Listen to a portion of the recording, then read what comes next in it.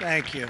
Nice crowd. What a good-looking group of people. Well, we have some very, very good news today, and a lot of good things are happening for our country. Please sit down.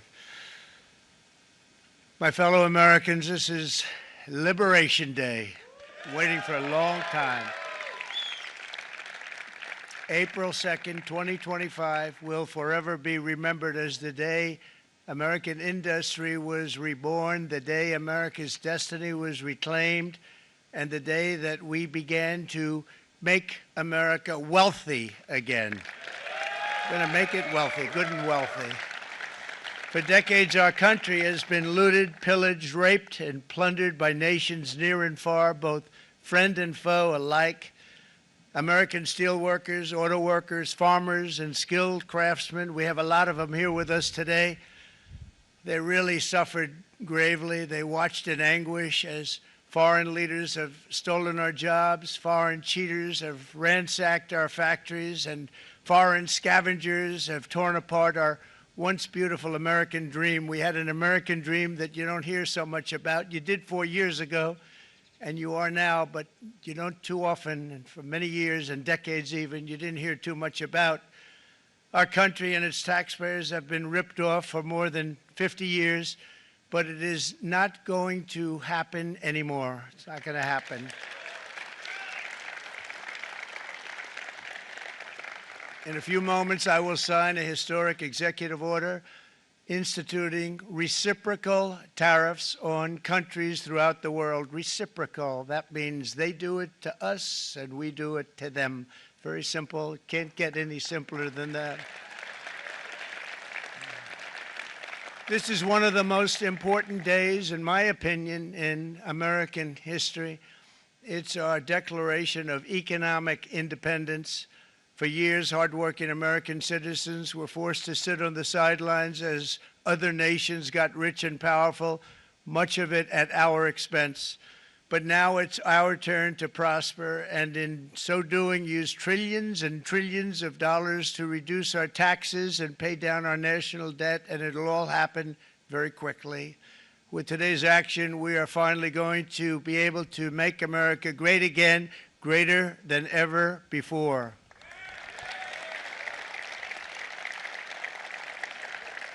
Jobs and factories will come roaring back into our country, and you see it happening already. We will supercharge our domestic industrial base. We will pry open foreign markets and break down foreign trade barriers. And ultimately, more production at home will mean stronger competition and lower prices for consumers. This will be indeed the golden age of America. It's coming back, and we're going to come back very strongly. We're pleased to be joined on this momentous occasion by Vice President J.D. Vance. J.D., thank you. Thank you. Thank you very much. Where are you, J.D.? No, that wasn't too hard to find. I was looking, you know, he likes to take a low-key attitude, so usually we sit right in front. He's gaining a lot of confidence, Mike, isn't he? And nearly my entire cabinet is here, as well as Speaker Mike Johnson, who's done an amazing job. And with the great success we had last night in Florida, we have a majority of 7, and 7's like a lot when we had it at 1, right? You've done a fantastic job, and many of the members of the House and Senate are with us. Senators, Congressmen, thank you all for being with us. We appreciate it. For decades, the United States slashed our trade barriers on other countries, while those nations placed massive tariffs on our products and created outrageous non-monetary barriers to decimate our industries. And in many cases, the non-monetary barriers were worse than the monetary ones. They manipulated their currencies, subsidized their exports, stole our intellectual property, imposed exorbitant VAT taxes to disadvantage our products, adopted unfair rules and technical standards, and created filthy pollution havens. They were absolutely filthy, but they always came to us and they said, we're violating, we should pay for it. It's all detailed in a very big report by the U.S. Trade Representative on Foreign Trade Barriers, and I'll just hold it up for you. It's available, and you don't have to pay too much. As I understand it, you'll pay nothing. It's a lot of work for something, actually, because it's a special book. It's very, frankly, it's very upsetting when you read it, when you see what people have been doing to us for 30 years. This all happened with no response from the United States of America, none whatsoever. But those days are over. Let me offer just a few examples of the vicious attacks our workers have faced for so many years. The United States charges other countries only a 2.4 tariff on motorcycles. Meanwhile, Thailand and others are charging much higher prices, like 60%. India charges 70%. Vietnam charges 75%, and others are even higher than that. Likewise, until today, the United States has for decades charged a 2.5 tariff. Think of that, 2.5% on foreign-made automobiles. The European Union charges us more than 10% tariffs, and they have 20% VATs, much, much higher. India charges 70%, and perhaps worst of all are the non-monetary restrictions imposed by South Korea, Japan, and very many other nations. As a result of these colossal trade barriers, 81% of the cars in South Korea are made in South Korea. 94% of the cars in Japan are made in Japan. Toyota sells 1 million foreign-made automobiles into the United States, and General Motors sells almost none. Ford sells very little. None of our companies are allowed to go into other countries. And I say that, friend and foe, and in many cases, the friend is worse than the foe in terms of trade. But such horrendous imbalances have devastated our industrial base and put our national security at risk. I don't blame these other countries at all for this calamity. I blame former presidents and past leaders who weren't doing their job. They let it happen, and they let it happen to an extent that nobody can even believe. That's why, effective at midnight, we will impose a 25% tariff on all foreign-made automobiles.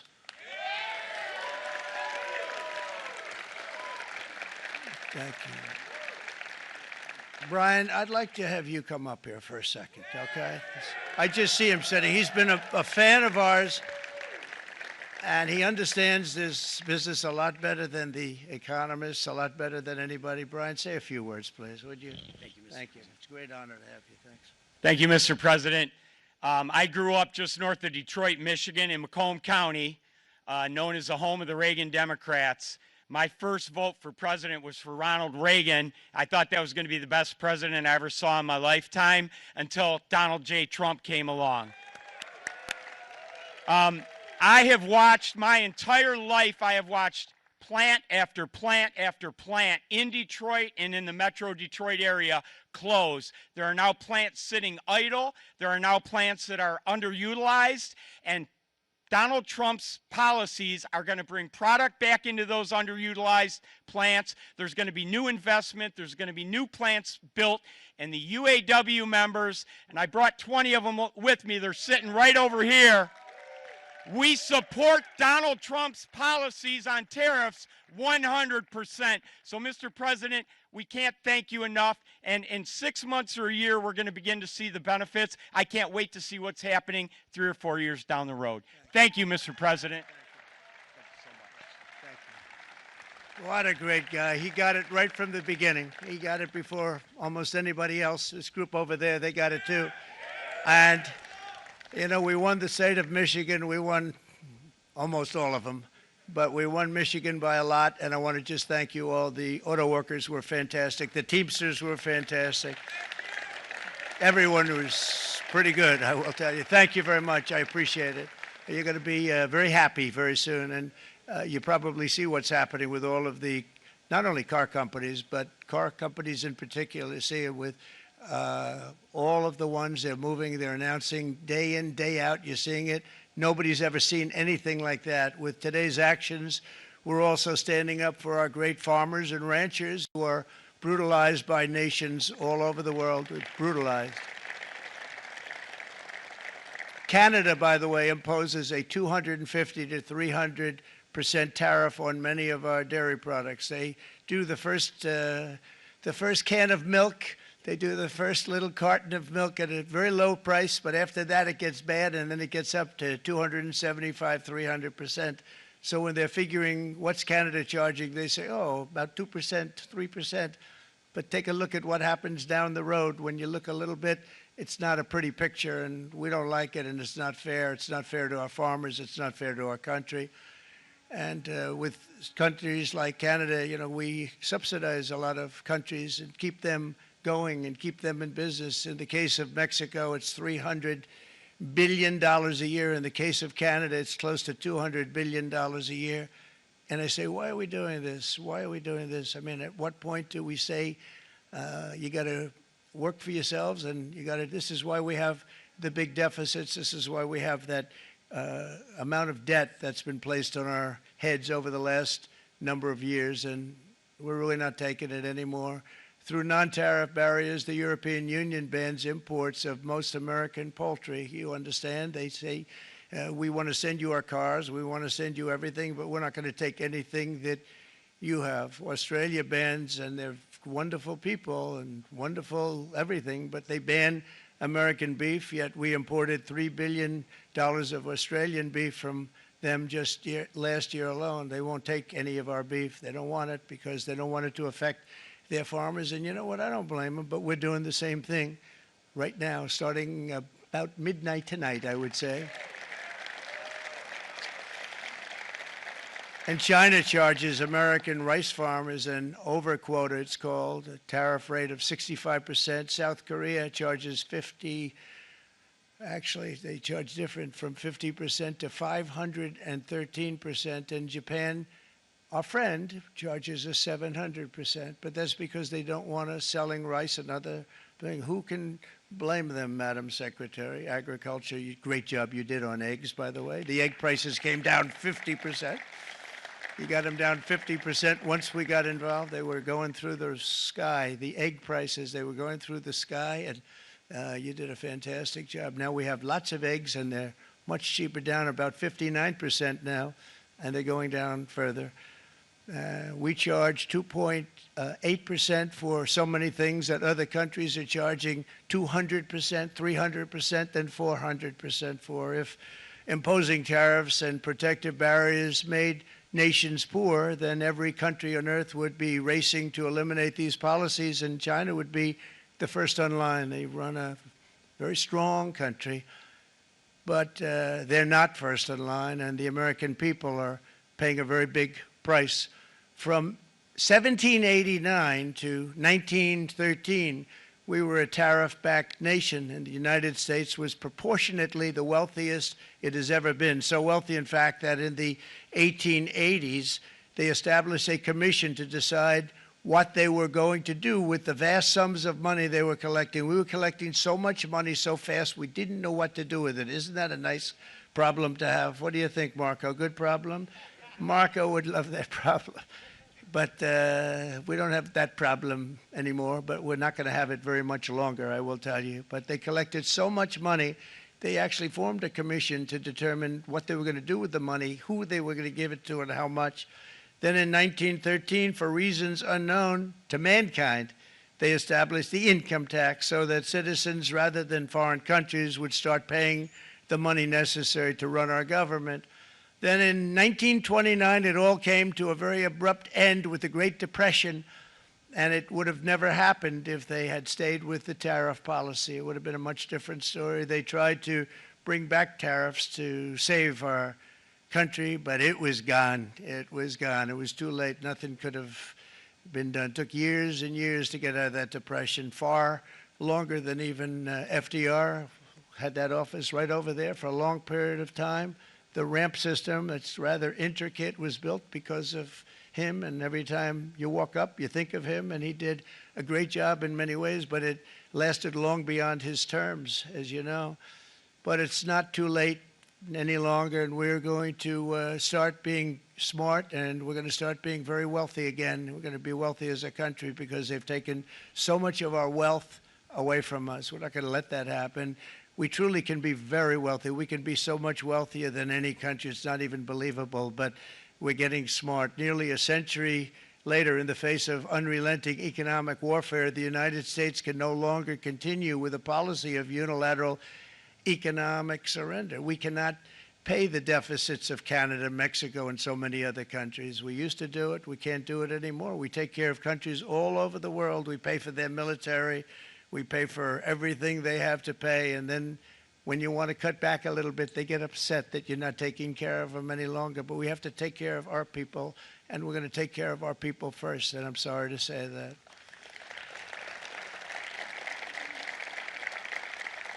And today we're standing up for the American worker, and we are finally putting America first.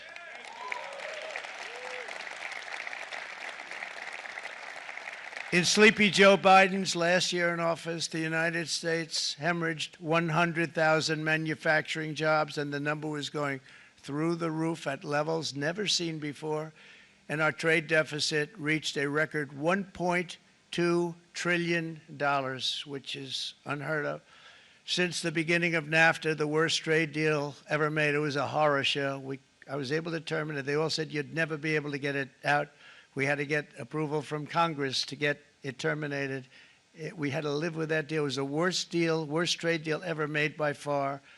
But since the very beginning of NAFTA, our country lost 90,000 factories. Think of what that is, 90,000.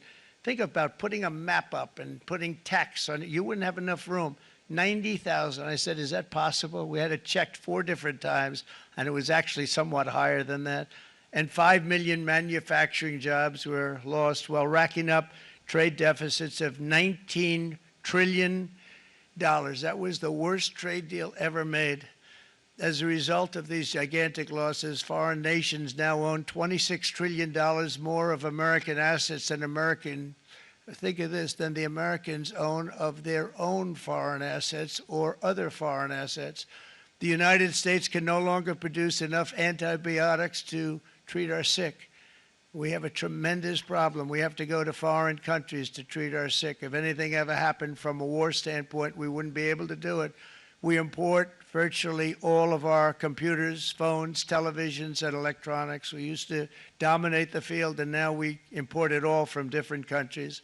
A single shipyard in China now produces more ships every year than all of the American shipyards combined. Think of that. And it was a business that we used to dominate. We used to dominate it totally. In short, chronic trade deficits are no longer merely an economic problem. They're a national emergency that threatens our security and our very way of life. It's a very great threat to our country. And for these reasons, starting tomorrow, the United States will implement reciprocal tariffs on other nations. It's been a long time since we even thought of that. We used to think about it a lot. We didn't think about it for many decades, and you see what's happened. For nations that treat us badly, we will calculate the combined rate of all their tariffs, non-monetary barriers, and other forms of cheating. And because we are being very kind, we're kind people, very kind. You're not so kind when you got ripped off with your salaries. My auto worker friends and my Teamster friends and all of the unions that typically voted Democrat, they're not voting Democrat anymore because worker, whether union or non-worker, they're for the Republicans now. That's what happened. But we will charge them approximately half of what they are and have been charging us. So the tariffs will be not a full reciprocal. I could have done that, yes, but it would have been tough for a lot of countries who didn't want to do that. I'd like to see the chart if you have it. Could you bring it up, Howard? This is our great Secretary of Commerce, Howard Lutnick.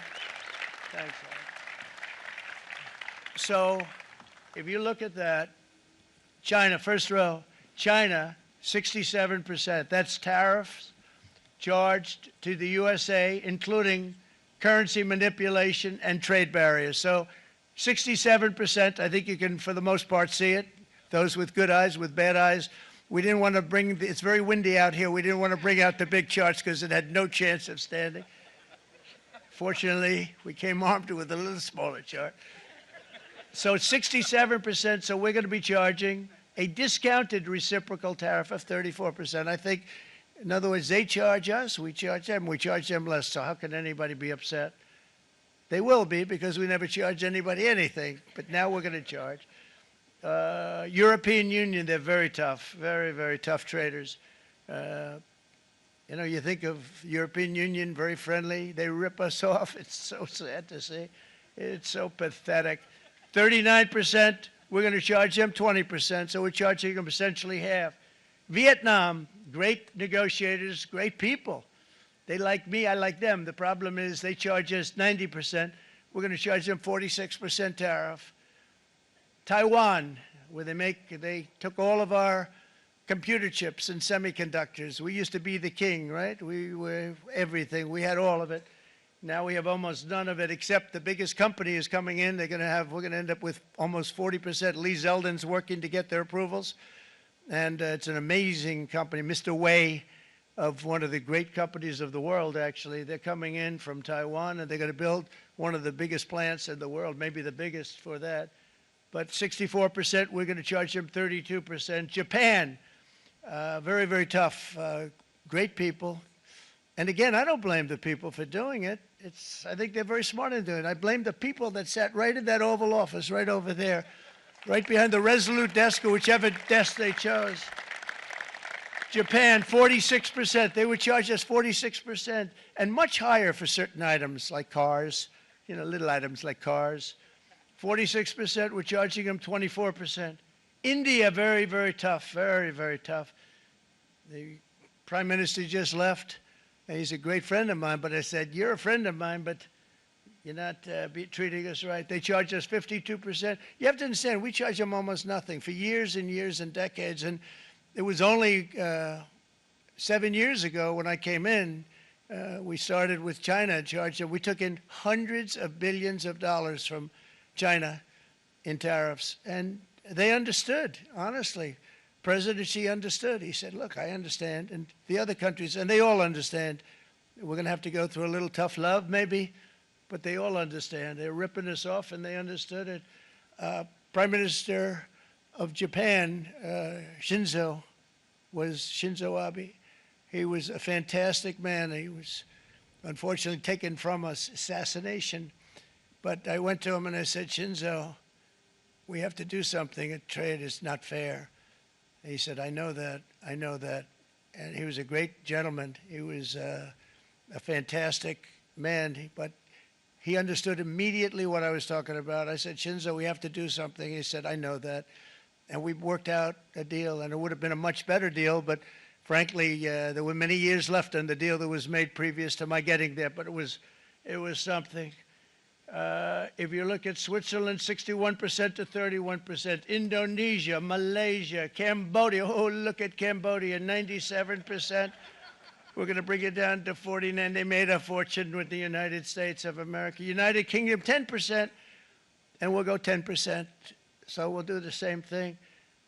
South Africa, 60%, 30%, and they've got some bad things going on in South Africa. You know, we're paying them billions of dollars, and we cut the funding because a lot of bad things are happening in South Africa. The fake news ought to be looking at it. They don't want to report it. Brazil, 10%, 10%. Bangladesh is 74%. So you see what's going on. Pakistan, 58%. Sri Lanka, 88%. So what we're doing is we're taking not the full, we could take the full 88%. Thanks a lot, Art. He's doing a very good job. How's he doing, all right? I think you better take it with you. It's not going to last very long. He's going to put it, it's going to follow you down with the wind. I brought a hat just in case it got too windy, but here, would anybody like a hat? I'm not giving it to a cabinet. I'm giving it to the auto workers. Come here.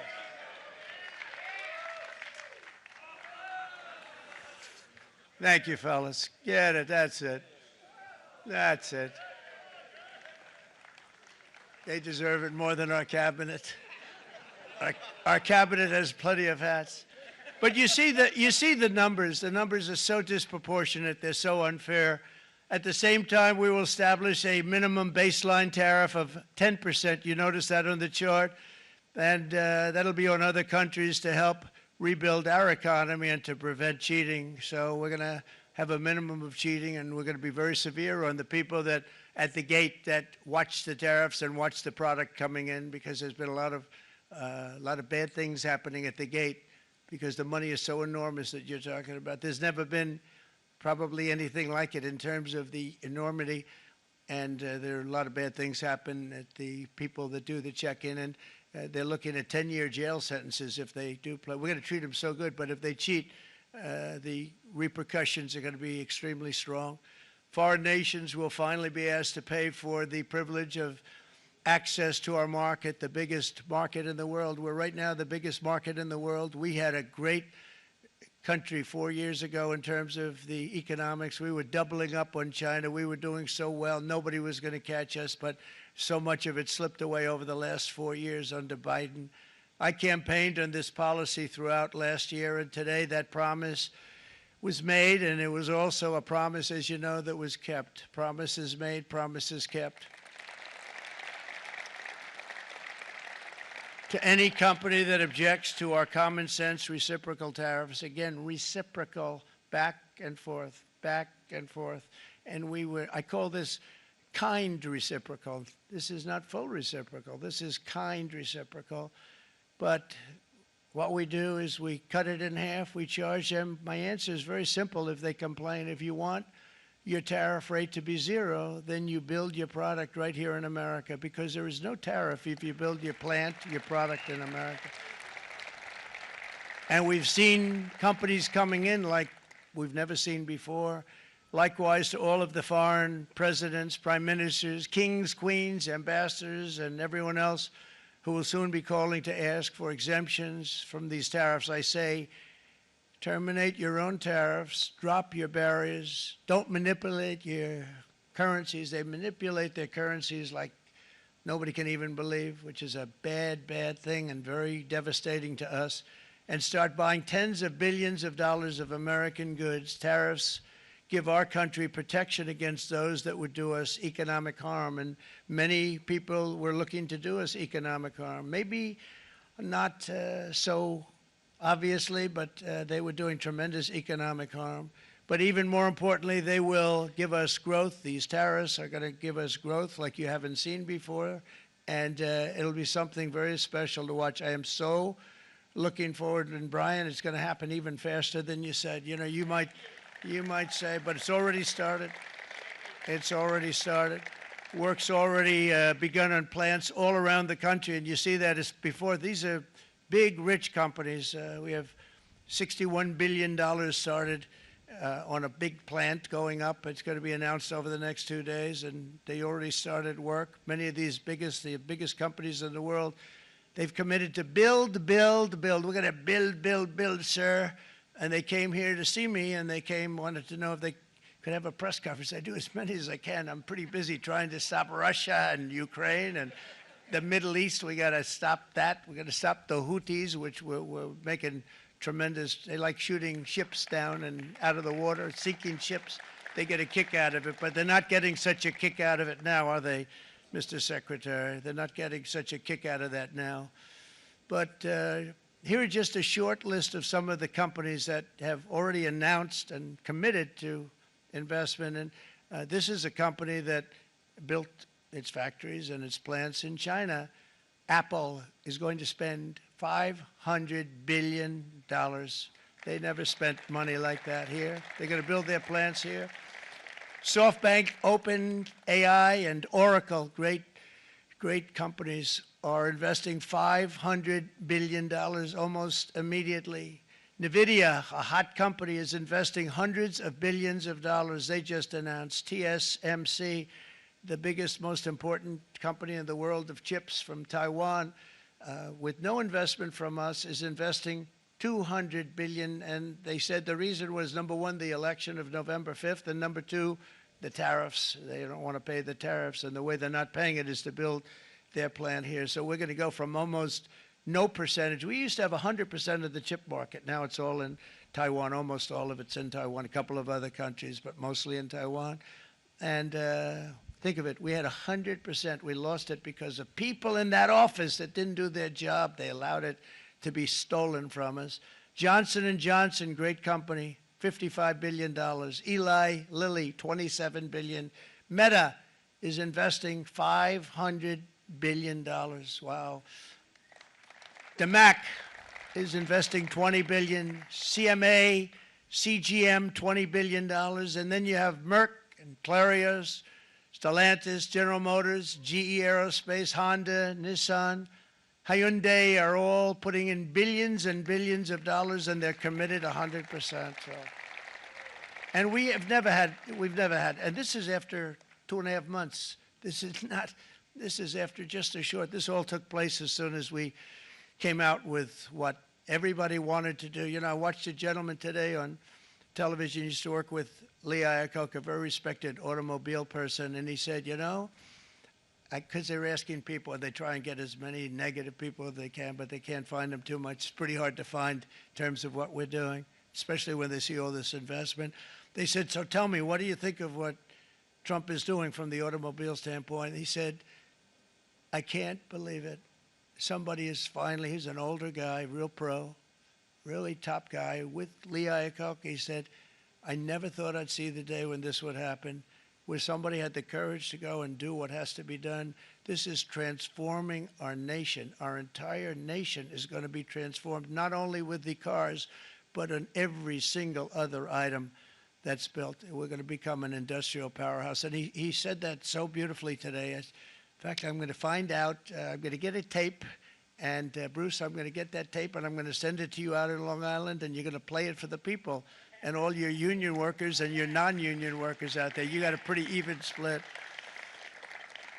But we have, so far, it looks like we're going to have about $6 trillion of investments, and you wouldn't do that in years in this country over the last number of years. $6 trillion, and that's going to be much higher by the end of the year. And think of what $6 trillion is. You wouldn't have even a small percentage of that under this other system. We're going to be an entirely different country, and it's going to be fantastic for the workers. It's going to be fantastic for everyone. There will never have been a transformation of a country like the transformation that's already happening in the United States of America. It's an incredible thing to watch, and it's incredible to meet with the top people, people that you read about, very wealthy people, or people that are great managers and executives and presidents of big public companies, and to watch the enthusiasm they have now that they didn't have. They gave up on our country. They went to foreign countries and they built. Companies are pouring into our country at levels never seen before, with jobs and money to follow, and it's really beautiful. In the coming days, there will be complaints from the globalists and the outsourcers and special interests and the fake news. Always, the fake news will always complain. But never forget, every prediction our opponents made about trade for the last 30 years has been proven totally wrong. They were wrong about NAFTA. They were wrong about China. They were wrong about the Trans-Pacific Partnership, which would have been a disaster if I didn't terminate it. If I didn't terminate that, United Auto Workers, you would have had no jobs in this country. You would have had no jobs. It was all going to other countries. In my first term, they said tariffs would crash the economy. Instead, we built the greatest economy in the history of the world. And again, I have great respect for President Xi of China, great respect for China, but they were taking tremendous advantage of us, and I commend them for that. I say, hey, if you can get away with it, that's okay. But, you know, they understand exactly what's happening, and they probably, most of them are saying it's about time they did something, but and they're going to fight, and they're going to fight fair. Everyone's going to fight. You know, it's like, I say to the leaders, look, you got to take care of your country, but we have to start taking care of our country now. We can't do what we've been doing for the last 50 years. From the day of my election, the stock market went up in my first term 88%, with NASDAQ going up 155%, more than any president has ever had in any term in office, by far. And I think we're going to blow that away. And maybe the numbers won't show, but I think they're going to show much better than even those numbers. But what you're going to see is you're going to see activity, that empty, dead sites, factories that are falling down. Those factories will be knocked down, and they're going to have brand new factories built in their place. They're not only talking about renovating, they're talking about brand new, the best anywhere in the world, the biggest anywhere in the world. I have a friend who builds car plants. And I said, I want to see the biggest and the best. He said, well, we have to go to Mexico. I said, no, I want to see it in the United States. He said, we're not building them in there. This is a year and a half ago during the campaign. He said, we're not building it. You'd have to go to Mexico. When I was starting to decide to run, and I went to #1 in the polls very rapidly, I want to say, like let's say in the first hour, and then shortly thereafter, it looked like I was going to win, and the fake news was saying, "Oh no, don't do this." What they don't know is if I didn't win, they would have really been in trouble, because nobody wants to read them anyway. But I tell you what, when it looked like I was going to win, I announced that I was going to be doing exactly what we're talking about today. Great consistency, actually, because I've been talking about it for 40 years, but because I saw what was happening 40 years ago. If you look at my old speeches when I was young, very handsome, my old speeches, and that people would say I'd be on a television show, I'd be talking about how we were being ripped off by these countries. I mean, nothing changes very much. The only thing that changed were the countries, but nothing really changes. But it's why it's such an honor. It's such an honor to be finally able to do this. If you look at China, I took in hundreds of billions of dollars in my term, hundreds of billions. They never paid 10 cents to any other president, and yet they paid hundreds of billions, so much so that Biden couldn't do anything. They wanted to try and terminate it because he had a very special relationship with China. You know what the relationship was? He had a special relationship. But the numbers were so big, that they couldn't do it. So they did ease it up. They did things that they shouldn't have done. They made it a lot more comfortable for them, but they couldn't do it because the numbers were hundreds of billions of dollars, and I did that. And we were on our way to doing something like incredible. And then we had a very bad election happen, a very bad election. A lot of bad things happened. So when I said we got to do it again, I said we have to make it too big to rig. And we made it too big to rig, and we won in records, and it was a monumental win. And it was such an honor to see so many of you, like Brian and your friends, here with us to celebrate, and to more importantly celebrate what we're doing, because that wouldn't be a full celebration if we didn't do this, because this will be an entirely different country in a short period of time. It'll be something the whole world will be talking about it. The critics made the very tired predictions earlier this year, but in February, core inflation dropped to the lowest rate in 4 years, and the price of eggs, as you know, just in a month and a half, we were there for 4 weeks, and the first week I got blamed for eggs. I said, I just got here. They said eggs have gone up at like 250%, and you can't get eggs, and they were going crazy. And I said, I just got here. And then we got to work on eggs, and we got to work on everything. And our great Secretary of Agriculture, you did a fantastic job, Brooke Rollins. She did a fantastic job. And as I said before, the price of eggs dropped now 59%, and they're going down more, and the availability is fantastic. They were saying that for Easter, please don't use eggs. Could you use plastic eggs? I said, we don't want to do that. We want to, and you really came through. It's an amazing job. Thank you very much, Brooke. You did great. But likewise, an old-fashioned term that we use, groceries. I used it in the campaign. It's such an old-fashioned term, but a beautiful term, groceries. It sort of says a bag with different things in it.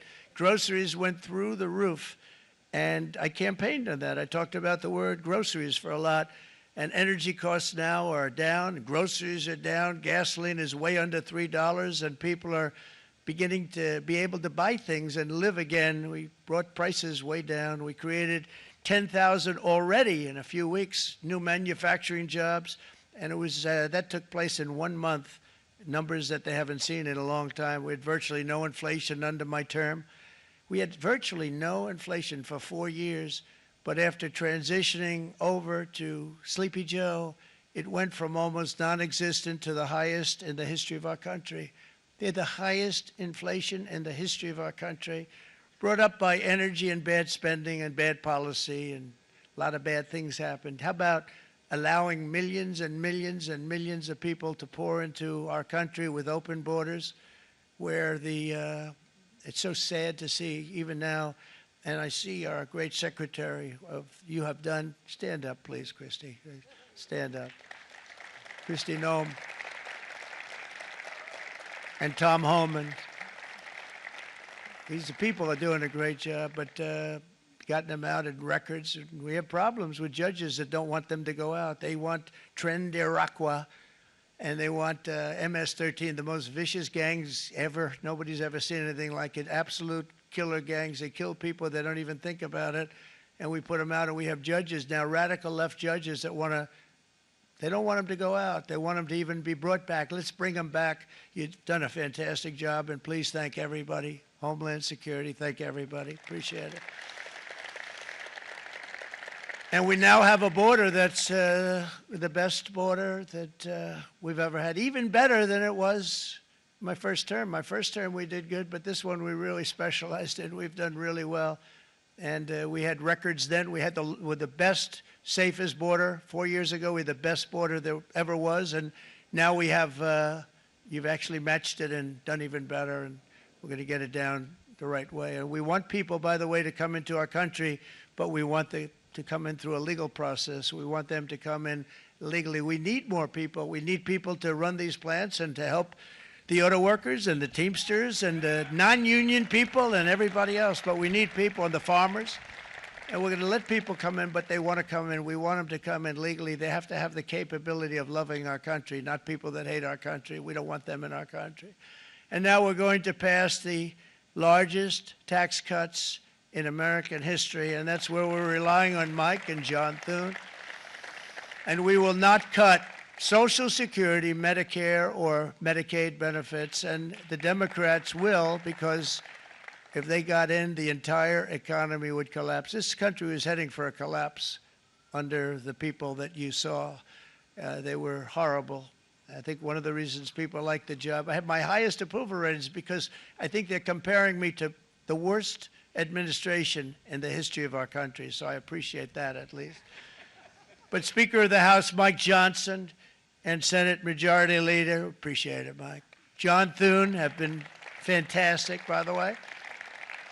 But they've been working tirelessly on taking the next step to pass the plan for our one big, beautiful bill. I'd like to name it that if you can. One big, beautiful. I made that statement about 6 months ago, and everybody calls it one big, beautiful bill.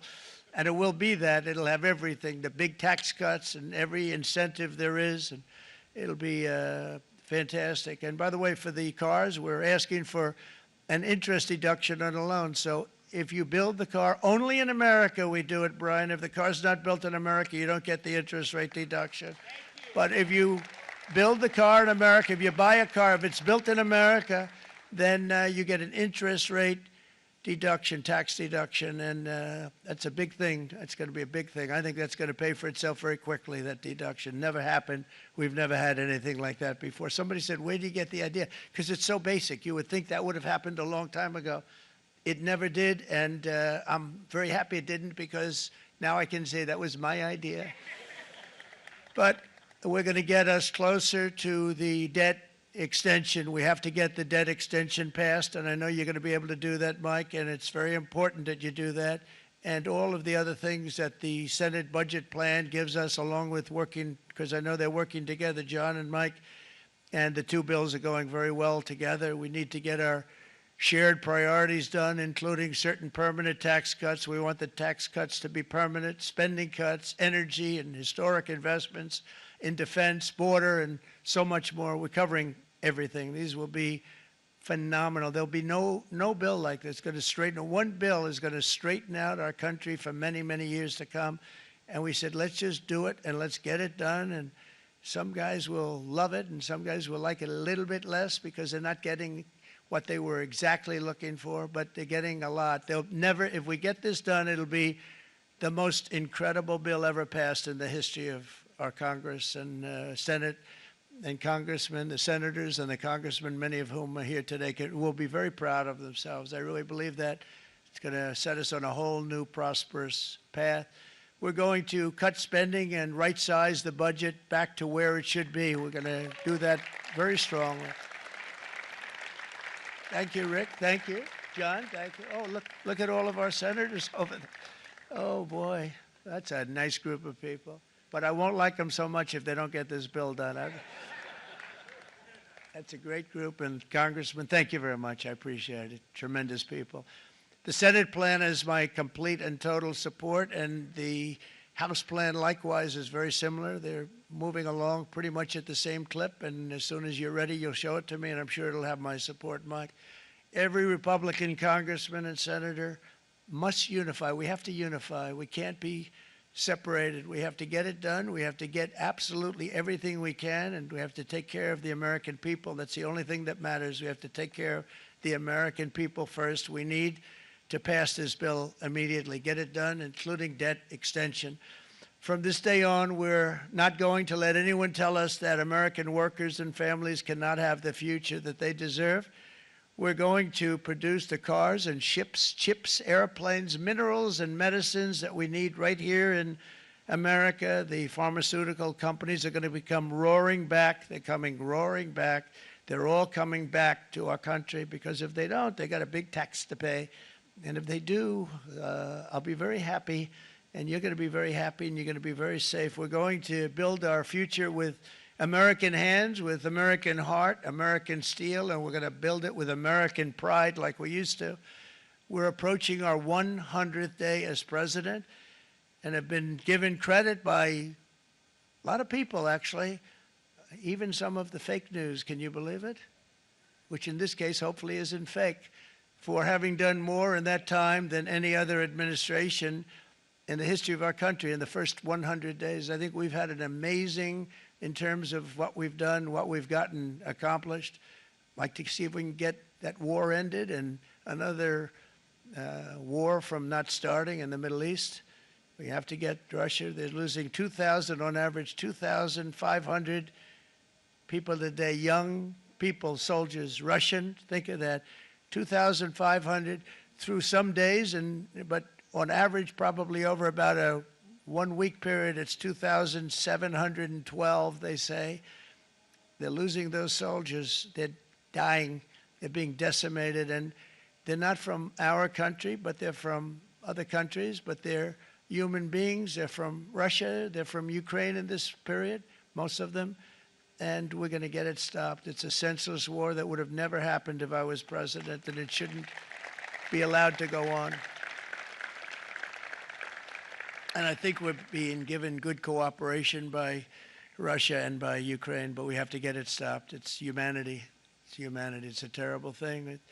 This will be a very big moment. I think you're going to remember today. It's going to be a free nation that we're dealing with. We're going to have a very free and beautiful nation. It's going to be Liberation Day in America, and it's going to be a day that hopefully you're going to look back in years to come and you're going to say, you know, he was right. This has turned out to be one of the most important days in the history of our country. God bless you, and God bless America. Thank you, everybody. Thank you very much. Thank you. Thank you very much.